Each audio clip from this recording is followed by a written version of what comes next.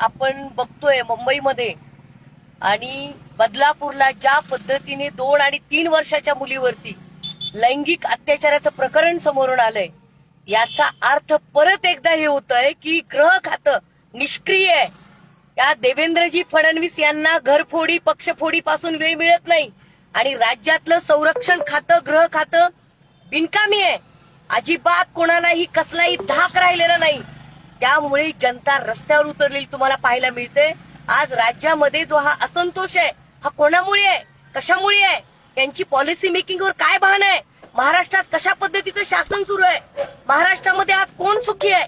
त्या 50 खोकेच्या सरकारला अजिबात जनतेकडे लक्ष द्यायला वेळ नाही. त्या डुप्लिकेट मतांचा डोळा ठेवून ती लाडकी बहीण काढण्यापेक्षा माझी संरक्षण असलेली जिला प्रोटेक्ट करते अशी बहीण पाहिजे.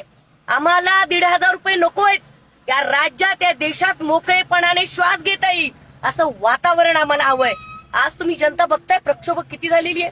आज बदनापूर रेल्वे स्टेशनवरती हा लोकांना नावं ठेवू नका.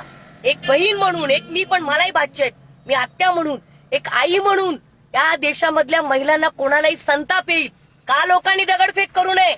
आम्ही बिलकुल लोकांसोबत आहेत, जनतेसोबत आहेत. हे वारंवार प्रकार होतात. आज 2 आणि 4 वर्षाची मुलगी सुरक्षित नाही, हे फेल्युअर फक्त आणि फक्त देवेंद्र फडणवीस आणि या तिघाडी सरकारचं आहे. या तिघांना खाली खेचलं पाहिजे. काय कार्यक्रम घेत आहेत लाडकी